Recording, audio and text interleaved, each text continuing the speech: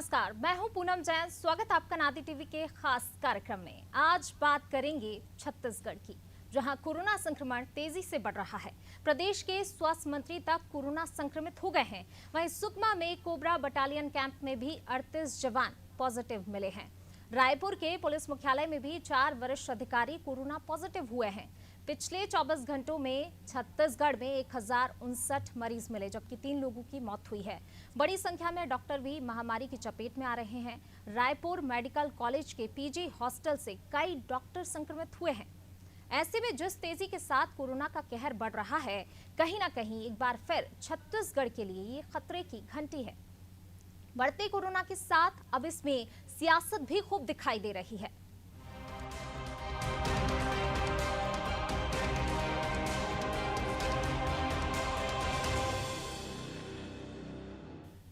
छत्तीसगढ़ में कोविड-19 के बढ़ते संक्रमण को देखते हुए 4% और उससे ज्यादा पॉजिटिविटी रेट के सभी जिलों में तत्काल प्रभाव से नाइट कर्फ्यू लगाने का आदेश जारी किया गया है। इसके साथ ही मुख्यमंत्री भूपेश बघेल ने कोरोना संक्रमण की रोकथाम के लिए सभी कलेक्टर और एसपी को हर संभव उपाय करने के निर्देश दिए हैं। सभी जिलों में जुलूस, रैलियों, पब्लिक गैदरिंग, सामाजिक, सांस्कृतिक, धार्मिक और खेल आयोजनों पर तत्काल प्रभाव से रोक लगा दी गई है। 4% या इससे अधिक पॉजिटिविटी रेट वाले जिलों में स्कूलों, आंगनवाड़ी केंद्रों, पुस्तकालयों, स्विमिंग पूल और सार्वजनिक स्थानों को बंद रखने के निर्देश दिए गए हैं। सार्वजनिक स्थानों, बाजारों और दुकानों में मास्क के उपयोग को सख्ती से लागू करने की बात कही गई है।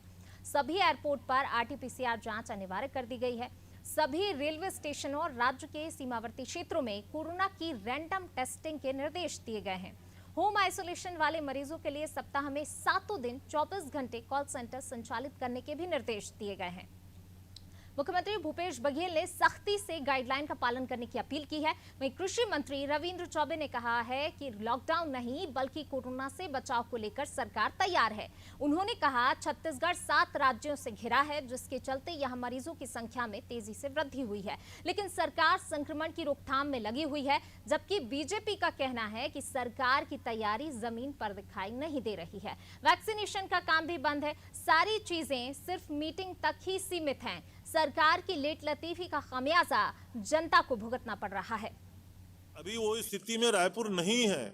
हम उस स्थिति में अगर पहुंच जाएंगे तब उसको देखा जाएगा, लेकिन अभी इस प्रकार की कोई स्थिति नहीं है कि हम लॉकडाउन की ओर बढ़ रहे हैं। हम सुरक्षात्मक व्यवस्था को किस तरीके से सुदृढ़ और सुचारू करेंगे, उस पर आज समग्र चर्चा हुई है। कहीं ये निर्देश नहीं है कि अपने हिसाब से निर्णय लें। निर्देश ये है संक्रमण का प्रतिशत जो बढ़ते जा रहा है उसके आधार पे आपको निर्णय लेना है, रोकने की व्यवस्था करना है, नंबर 1। और संक्रमण केवल यहाँ नहीं, महाराष्ट्र में बहुत खराब स्थिति में है, दिल्ली बहुत खराब स्थिति में है, और चूंकि छत्तीसगढ़ 7 राज्यों से घिरा हुआ है, प्रतिदिन हजारों हजार लोगों का छत्तीसगढ़ आना और बाहरी राज्यों में जाना होता है। हमको सावधानी बरतने के लिए प्रिकॉशन में क्या क्यों कुछ करना है, उसकी तैयारी करने के लिए आदरणीय मुख्यमंत्री जी ने जो निर्देश दिए हैं, देर नहीं हुई है, बल्कि मैं तो कह सकता हूँ ये निर्देश एडवांस में हुआ है। प्रदेश में कोरोना के हालात काफी ज्यादा चिंताजनक बने हुए हैं और जिस प्रकार से जो केस रोज मिल रहे हैं, ये कहीं ना कहीं इस बात को दर्शाता है कि प्रदेश में तीसरी लहर का प्रवेश हो चुका है और आने वाले समय में हमको और ज्यादा सावधानी बरतने की आवश्यकता है।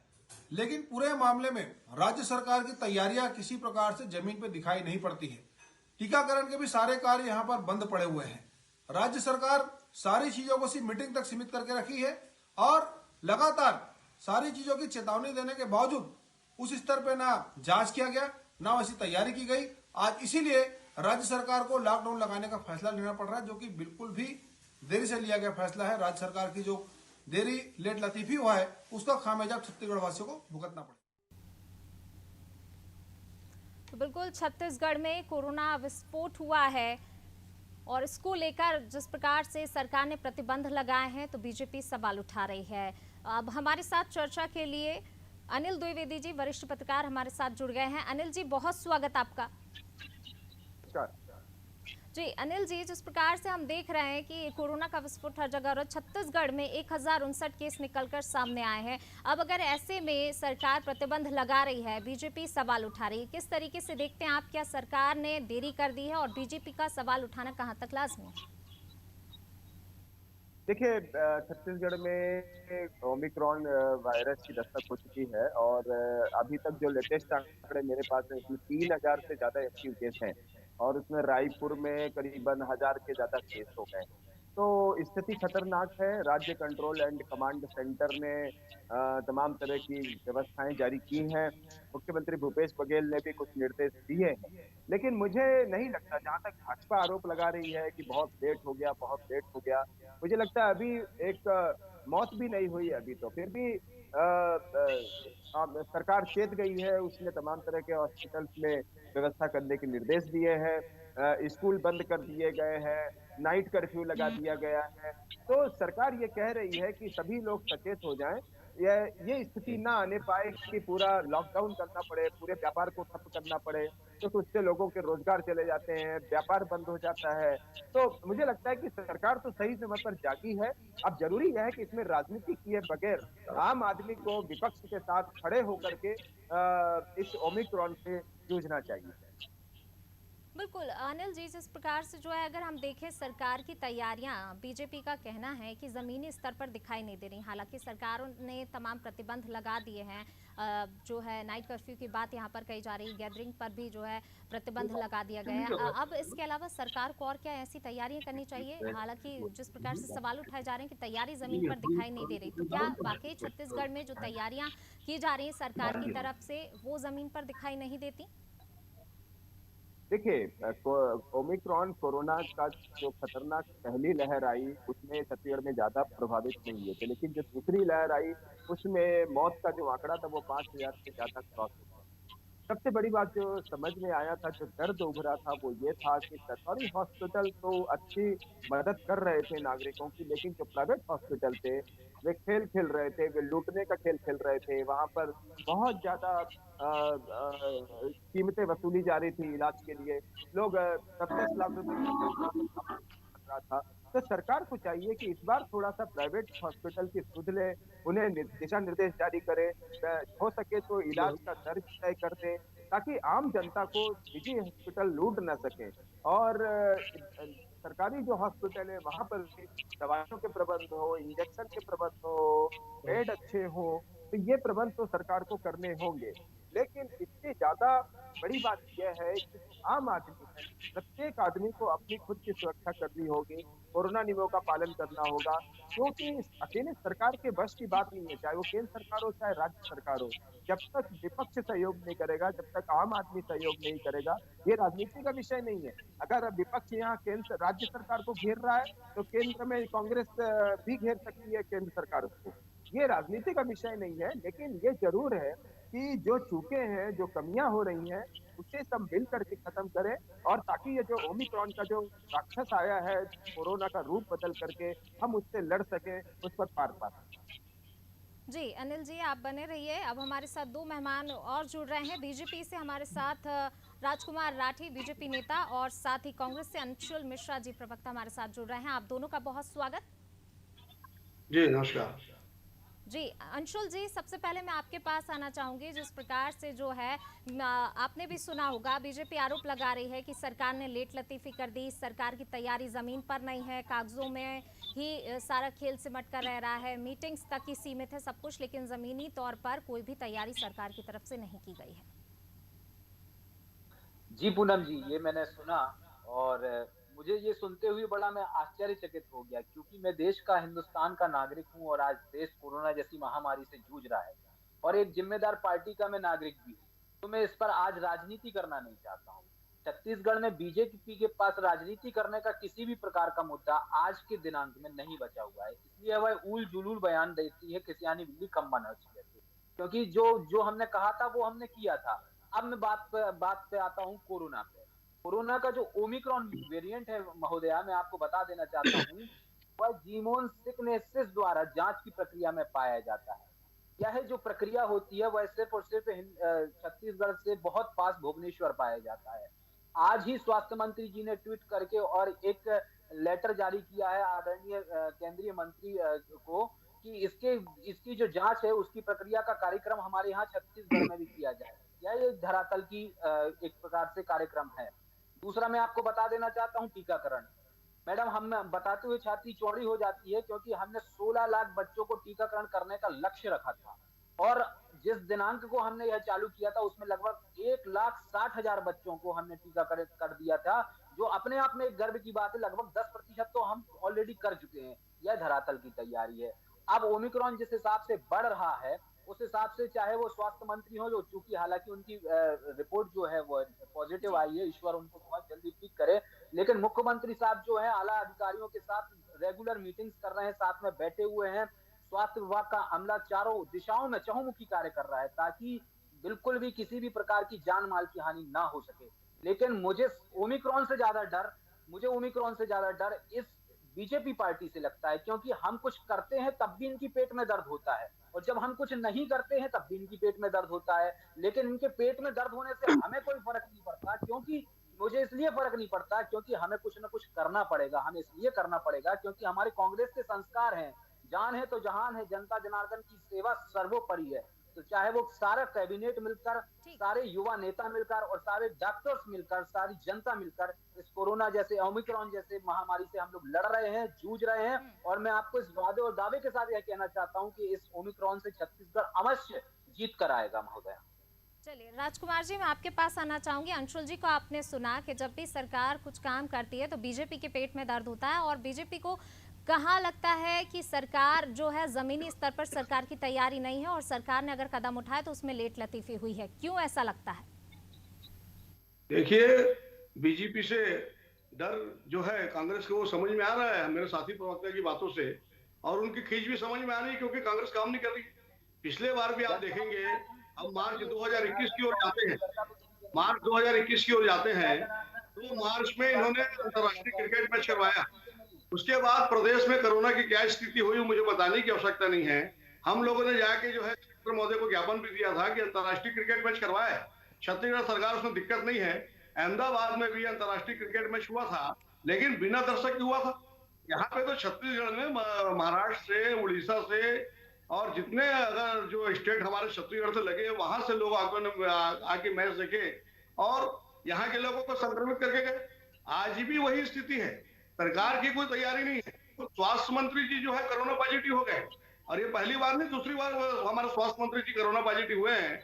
जिस प्रदेश में, जिस सरकार में खुद हेल्थ मिनिस्टर सुरक्षित नहीं है, वहां की जनता की आप क्या स्थिति होगी ये बताने की मुझे आवश्यकता नहीं है। आज भी मैं तेलीबांधा से निकला तो छोटे छोटे बच्चे स्कूल जा रहे हैं। आपने ऑनलाइन क्लासें बंद कर दी, ऑफलाइन क्लास चला रहे हैं। आज जब 10 दिन पहले 34 केस रायपुर में थे, आज 340 केस आ रहा है, तो सरकार की क्या तैयारी है? समझ से बाहर है। आप ना तो स्कूलों को बैन कर रहे हैं, ना आप जो माल है उसको बैन कर रहे हैं। आप जो रूटीन गतिविधि चला रहे हैं, उसके बाद जब स्थिति आपकी कंट्रोल से बाहर होगी तो आप प्रदेश में लॉकडाउन करेंगे। आपके लॉकडाउन करने से सबसे ज्यादा दिक्कत जो प्रदेश में है व्यापारी समाज को और आम जनता को होती है, क्योंकि व्यापारियों को दुकान का किराया भी देना है, बिजली का बिल भी भरना है, स्टाफ की तनख्वाह भी देनी है और भी दीगर खर्चे वो व्यापारी को करना है। सरकार ऐसी स्थिति क्यों निर्मित कर रही है कि आने वाले समय में छत्तीसगढ़ में लॉकडाउन लगाना पड़े? ये समझ से परे है। जी अंशुल जी, चलिए मैं आपके पास आना चाहूंगी। सबसे पहली चीज तो कि कांग्रेस कोई काम नहीं कर रही है और जहां जो जरूरी कदम उठाना चाहिए वो जरूरी कदम कांग्रेस की तरफ से नहीं उठाए जा रहे हैं। मोहतरमा, जब मैं अपने साथी प्रवक्ता की बात सुन रहा था तो मुझे ऐसा लग रहा था कि ये नरेंद्र मोदी जी को सलाह दे रहे हैं, ठीक है। और अभी इनने अंतरराष्ट्रीय क्रिकेट मैच की बात करी तो ये शायद दूसरे वेव की बात थी। आज हम ओमिक्रॉन पर बात करना बैठे हैं, इनने आप अंतरराष्ट्रीय मैच की बात करके ये सिद्ध कर दिया कि हम काम कर रहे हैं, ये सिर्फ और सिर्फ राजनीति कर रहे हैं। मैं पुनः आपको चेता देना चाहता हूं कि मैं इस चैनल के माध्यम से इस बड़ी महामारी पर किसी भी प्रकार की राजनीति करना नहीं चाहूंगा। चलिए मैं एक सलाह देता हूं, आदरणीय प्रवक्ता साथी शीर्ष नेतृत्व है बीजेपी के, कृपया एक सलाह देके बता दें कि करना क्या चाहिए और करना क्या नहीं चाहिए। आज तक 2 वेरिएंट आ चुके हैं, 2 वेव आ चुकी है, एक भी सलाह इन्होंने नहीं दी और मेरे नेता आदरणीय राहुल गांधी जी ने हजारों सलाह दी है। तीसरी बात मैं बता देना चाहता हूं, बड़ा गंभीर प्रश्न है ये, मेरे दिल में उचकता हुआ ये प्रश्न है। आज से नहीं, जब से कोरोना आया है, जब से उसकी वैक्सीन बनी है, मोहतरमा आपके माध्यम से मैं संपूर्ण बीजेपी से यह पूछना चाहता हूं, ये बहुत गंभीर प्रश्न है, इसको कृपया कर इसका जवाब साथी प्रवक्ता दें। भारत में एक वैक्सीन बनी थी, भारत की प्रयोगशालाओं में वह वैक्सीन बनी थी। भारत में जब जब जो भी आविष्कार हुआ है, निजात हुआ है, उनके वैज्ञानिकों का नाम हमें पता है। एपीजे अब्दुल कलाम ने हमें मिसाइलें दी, शर्मा जी ने अब वो चांद पर गए, कल्पना चावला ने अपना क्या योगदान दिया, ये हमें और आपको सब कुछ पता है मैडम। लेकिन आज तक मैं और मेरे जैसे कई युवा साथी ये नहीं जान पाए कि भारत की जो वैक्सीन बनी थी उसके निर्माता, उसके वैज्ञानिक कौन है। मुझे ऐसी उम्मीद है कि नरेंद्र कुमार मोदी जी, आदरणीय प्रधानमंत्री जी ने तो वैक्सीन नहीं बनाई होगी। कृपया कर मेरे साथी प्रवक्ता इस बात का जरूर जवाब दे दे कि भारत में जो वैक्सीन बनी है चलिए उसके जवाब ले वैज्ञानिक का लेते नाम हैं, क्या है, जवाब उसका ले कम से लेते कम हैं सम्मान हो राजकुमार जाना जी। चाहिए, उस वैज्ञानिक का सम्मान हो जाना चाहिए। कृपया कर राजकुमार जी इस बात को बता दे, छोटा वायु पूरा वादा और दावा के साथ बता दे बिना राजनीति। राजकुमार जी जवाब दीजिए, अंशुल जी जो बोल रहे हैं उस चीज का जवाब दीजिए। और साथ ही एक चीज और कि ऐसे टाइम में जब कोरोना के केसेस लगातार बढ़ रहे हैं, विपक्ष का योगदान देना भी जरूरी है, तो आपकी तरफ से क्या योगदान दिया जा रहा है या सिर्फ सवाल उठाना ही जरूरी है ऐसे आप टाइम बोले पर? विपक्ष का योगदान, विपक्ष ही तो सब किया है। आप जब देखें पिछले मार्च में, अप्रैल में जब कोरोना आया है, तो भारतीय जनता पार्टी का एक एक कार्यकर्ता अपनी सामर्थ्य, अपनी क्षमता के हिसाब से जो हमारे मजदूर भाई थे, गरीब भाई थे, जो लॉकडाउन में फंस गए थे, उनको सूखा अनाज, उनको गीला अनाज, उनको भोजन पहुंचाने का काम किया है। छत्तीसगढ़ की सरकार तो हाथ में हाथ धर के बैठी रही। वैक्सीनेशन जो छत्तीसगढ़ में है वो भी नरेंद्र मोदी जी की देन है। और यही लोग जो पहले बोलते थे कि वैक्सीन नहीं लगाएंगे, सबसे पहले छत्तीसगढ़ सरकार के लोगों ने जो है वैक्सीन लगाया है। और उसके बाद आप बोल रहे हैं कि मदद की बात। आप जो है जो इंजेक्शन था रेमडेसिविर, वो छत्तीसगढ़ में 35-35 हजार में बिका है। आप रिकॉर्ड निकाल के देख लीजिए किस प्रकार से जो है किस प्रकार से उसको नोडल अधिकारी आपने बैठाया, किस प्रकार से उसको ब्लैकमेल किया। लाखों लोग उस चैनल को देखते हैं, खाली आप बता दीजिए दिल्ली का न्यूज़ चैनल पर बैठे। चिंता नहीं की, निजी अस्पतालों ने किस प्रकार से लूट मचाई है मुझे बताने की आवश्यकता नहीं है। आप छत्तीसगढ़ की आम जनता से जो कोरोना से पीड़ित हुई थी उनसे पूछ सकते हैं। एक एक हॉस्पिटल ने 7,000, 8,000, 10,000, 12 लाख, 15 लाख तक का बिल लिया है। और कई लोग उसमें 12 लाख, 15 लाख का बिल लेने के बाद घर भी नहीं पहुंचे। और उस समय सीएमओ कुछ नहीं कर रही थी, स्वास्थ्य मंत्री जी कुछ नहीं कर रहे थे, सरकार कुछ नहीं कर रही थी। इतनी भयावह स्थिति को छत्तीसगढ़ में देखा है। और माननीय नरेंद्र मोदी जी का मैं आपके माध्यम से आभार व्यक्त करना चाहूंगा। उन्होंने वैक्सीनेशन के माध्यम से आज छत्तीसगढ़ में इतनी बड़ी जो कोरोना की की है। चलिए अनिल जी मैं आपके पास आना चाहूंगी। आपने दोनों को सुना, इसके बाद आपका क्या कुछ कहना है? क्योंकि जिस प्रकार से जो है तमाम सवाल यहाँ पर खड़े किए जा रहे हैं, अगर सरकार तैयारी करती है तो विपक्ष सवाल उठाता है, और विपक्ष का जहाँ योगदान देने की जरूरत है तो वहाँ जरूरत नहीं लगती। बस सियासत जो है हम देख रहे हैं इसमें भी, जब पूरे प्रदेश को एक साथ मिलकर लड़ने की जरूरत है तो वहाँ पर सियासत देखी जा रही है। देखिए, मैं अभी भाजपा प्रवक्ता राजकुमार राठी जी को सुन रहा था, बहुत सीनियर है और मेरे मित्र भी हैं। मैं पहले तो उनकी चिंता के साथ जाना चाहूंगा। उन्होंने एक बहुत अच्छी चिंता जताई कि जब पिछला कोरोना आया था तो लोग रेमडेसिविर इंजेक्शन को पाने के लिए मर रहे थे। उनके रिश्तेदार डेथ की तरफ बढ़ रहे थे और लोग बदहवास होकर के टेबलेट रेमडेसिविर को, हर दूसरा आदमी रेमडेसिविर चाह रहा था। और दूसरी ओर उस रेमडेसिविर की इतनी कालाबाजारी हो रही थी, इतने रेट मिल रहे थे। खुद कांग्रेस प्रवक्ता ने वीडियो जारी करके उस कालाबाजारी करने वालों को पकड़ा था, लेकिन सरकार ने उस पर कार्रवाई नहीं की। तो रेमडेसिविर का जो प्रॉब्लम पिछले कोरोना में था, इस बार जो ओमिक्रॉन आया है उसमें जो नई दवा आई है, नया इंजेक्शन आया है, मैं आपके चैनल के माध्यम से को बताना चाहूंगा कि अमेरिकी दवा मोलुनुपिराविर, ये एक नई टेबलेट शामिल की गई है जो ड्रग कंट्रोलर ऑफ इंडिया ने इस टेबलेट को ओके दिए, मंजूरी दी है। दिसंबर में लॉन्च हुई है। 10,000 से ज्यादा डोज प्रदेश के दवा कारोबारियों को सप्लाई हुए। तो एक मरीज के लिए 40 टेबलेट की डोज तय है। तो ये जो अमेरिकी दवा मोलुनुपिराविर है, छत्तीसगढ़ सरकार को चाहिए कि इसका पूरा इंतजाम करे, कालाबाजारी ना होने पाए, सभी हॉस्पिटल में ये मौजूद रहे। क्योंकि रेमडेसिविर इंजेक्शन की तरह कहीं ऐसा ना हो कि इस टेबलेट की कमी से कई लोगों को अपनी जान गंवानी पड़े। और इस कंपनी के हिसाब से पूरे डोज का रेट 2 से 2,500 रुपए है। सरकार को सोचना चाहिए क्या इसके दाम कुछ कम हो सकते हैं, या इसे किस तरह से आम आदमी को सस्ते दर पर उपलब्ध कराया जाना चाहिए। मुख्यमंत्री भूपेश बघेल जी बहुत संवेदनशील मुख्यमंत्री हैं, टीएस सिंहदेव स्वास्थ्य मंत्री हैं।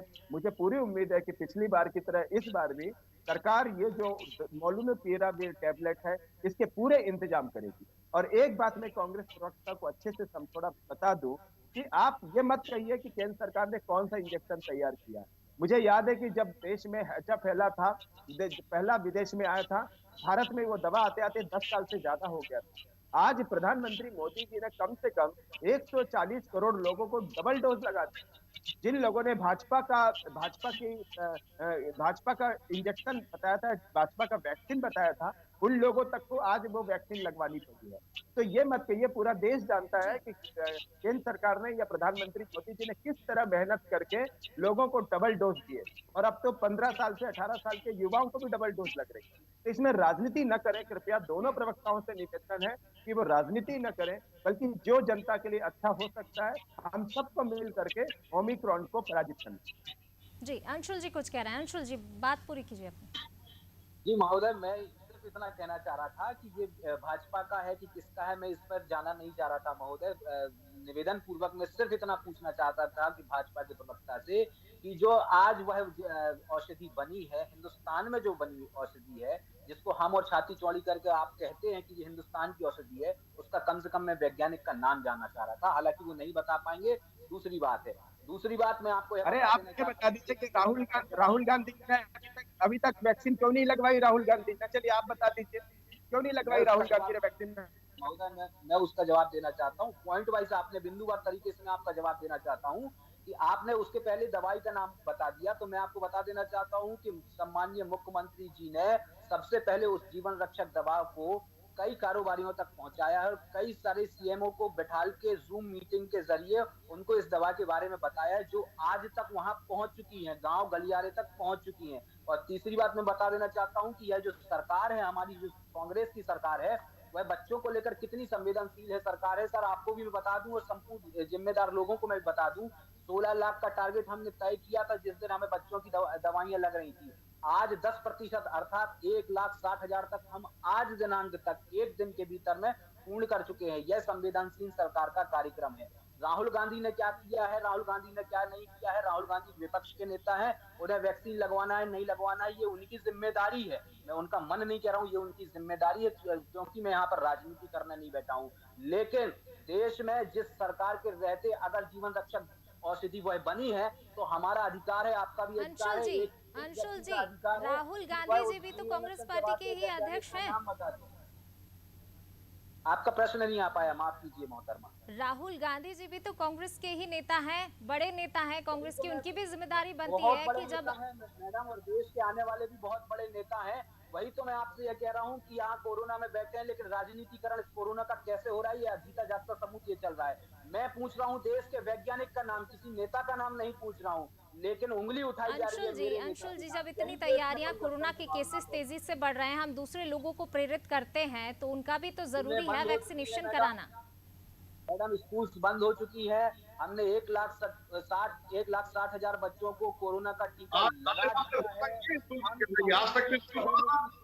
कार्यरत है, 144 धारा लागू कर दी गई है। लेकिन आज भी वारे मोदी जी जब वो सवाल लेने जाते हैं तो वो एक बार भी यह नहीं कहते कि इसको मास्क को पहने। मैं किसी पार्टी विशेष के नेता को बोल नहीं रहा हूँ, मैं अपने देश के जिम्मेदार प्रधानमंत्री को बोल रहा हूँ, जिस देश के प्रधानमंत्री को संपूर्ण 125 करोड़ देशवासी देखता है। क्या उनकी यह जिम्मेदारी नहीं बनती? क्या स्वास्थ्य मंत्री की यह जिम्मेदारी नहीं बनती जो हमने? अंशुल जी, जिन पर आप सवाल उठा रहे हैं, सबसे पहले वैक्सीन लगवाई, हर जगह मास्क के लिए बोला जाता है, हर जगह अपील की जाती है। कैसी बात कर रही मैडम, मैं पिछले उनके 25 सभाएं दिखा दूंगा जिसमें वो कहीं से कहीं तक मास्क नहीं लगाए हैं। मैडम, वही तो समस्या है आज की देश की मीडिया की। अंशुल जी, स्टेज पर ही दिखाई नहीं देता। स्टेज पर तो किसी भी नेता के चेहरे पर मास्क नहीं होता, चाहे कांग्रेस की बात भी की जाए तो भी। फिर आप वही कांग्रेस पे आ रही।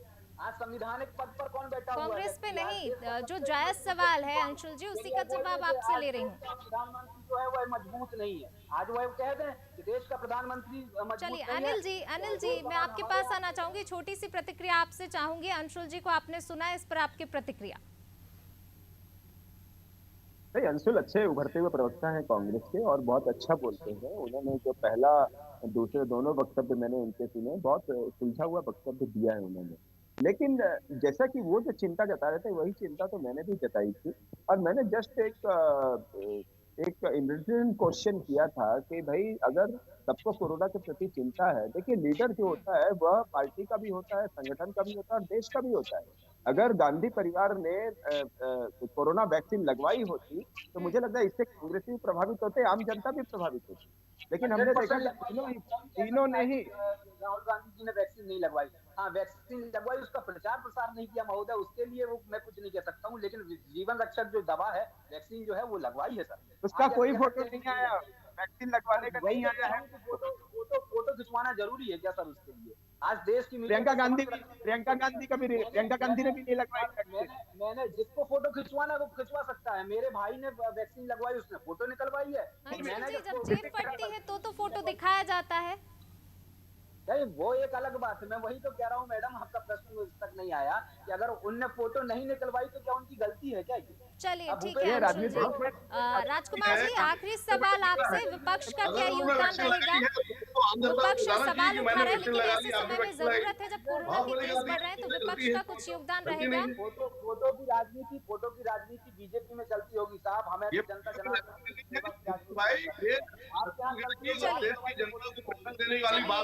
आप तीनों मेहमानों का इस चर्चा में शामिल होने के लिए बहुत बहुत शुक्रिया। तो आपने देखा कि किस तरीके से जो है बीजेपी कांग्रेस एक दूसरे पर वार पलटवार कर रहे हैं, लेकिन जिस प्रकार से कोरोना के केसेस हर जगह बढ़ रहे हैं, न सिर्फ छत्तीसगढ़, पूरे ही देश में हम देख रहे हैं, ऐसे में जरूरत है कि जो जरूरी कदम हो उसके लिए सारे ही नेता जो हैं या दल साथ आए और कोरोना से मिलकर लड़े, क्योंकि जो दूसरी लहर का कहर हमने देखा, तीसरी लहर में हमें वो कहर ना देखना पड़े। इसके लिए जरूरत है कि सही समय पर सही कदम उठाए जाएं। और फिलहाल इस पेशकश में बस इतना ही। मुझे दीजिए इजाजत। लगातार खबरों के लिए बने रहिए अनादि टीवी के साथ। नमस्कार।